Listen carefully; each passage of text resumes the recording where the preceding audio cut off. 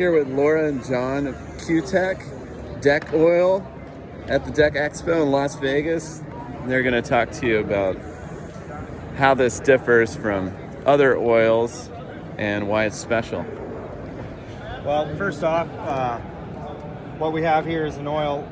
As you can see, the one thing that's different about it is we have a high penetration quality with it, and usually that is the reason there is no hardeners in this product. It has to fully absorb into the wood, and it uses the actual wood vascular system to help it travel throughout the whole entire unit of the wood products that you have there.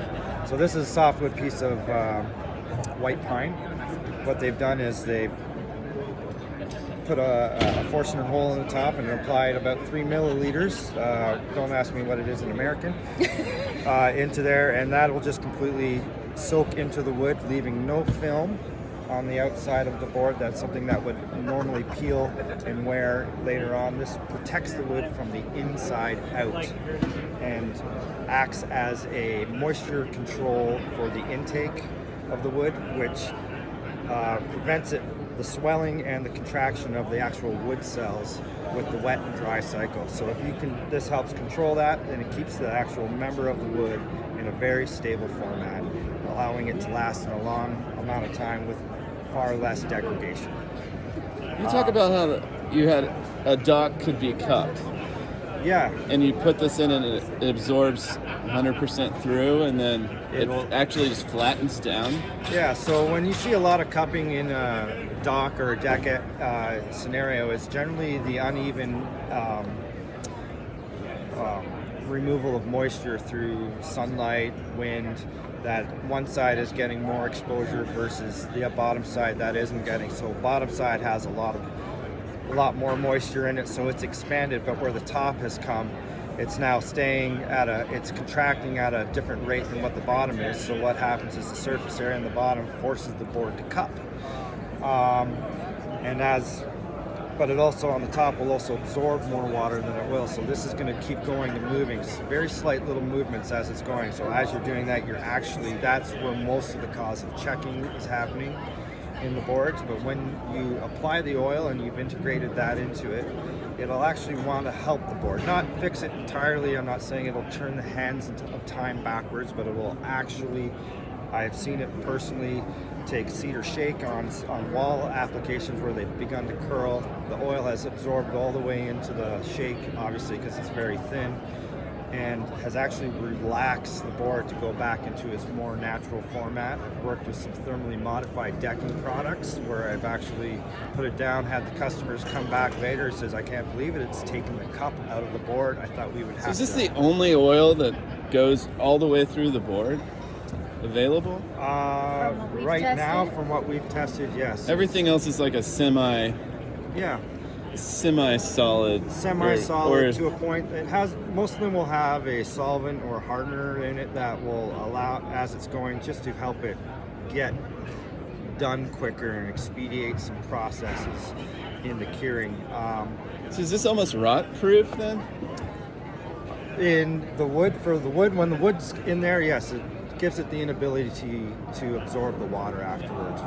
When water, that's kind of why exotics are rot proof, because they have natural oils already going all the way through. So this is a fully synthetic oil, and it's what basically, as it's being exposed to the elements, the wood is losing those oils. This is more of a synthetic replacement of those, which helps replace what's already there, what Mother Nature first intended for it. And everything for it is a full beneficial use towards the wood versus a coating that would sit on top that you're going to just protect that coating over and over again. This is something that is helping replace moisture and the natural oil, or the synthetic version, back into the wood. Yeah.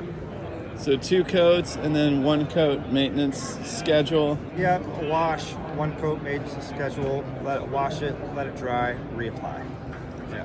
Do you have a recommendation for the grit that you would initially refinish with? Generally, we would be in around the ranges of, depending on species, about a 60 to 80 grit you want to be able to break mill glaze, allow higher penetration qualities for the oil to get in. If you want to, it's a wood oil that you can add color to, so if you want a better color retention, more pigment into the area, definitely would want a bit more of an aggressive grit on the top, so it holds there. Better retention qualities, that you're not wearing it off sitting on a flat surface. There's some deeper crevices that the pigment can stay, it holds up longer. I like how the colors are separate from the base oil. Yep. So then, and that probably costs, a fraction of the oil. For So retailers, if somebody changed their mind about the color, it gives you the ability to be able to add up to two amounts of tint into the per gallon for a ratio for adding more UV protection. Instead of having the UV attack the top of the wood, it's going to work in sort of erode versus a peeling and flaking applications where the UV will attack the pigment versus the top of your wood surface.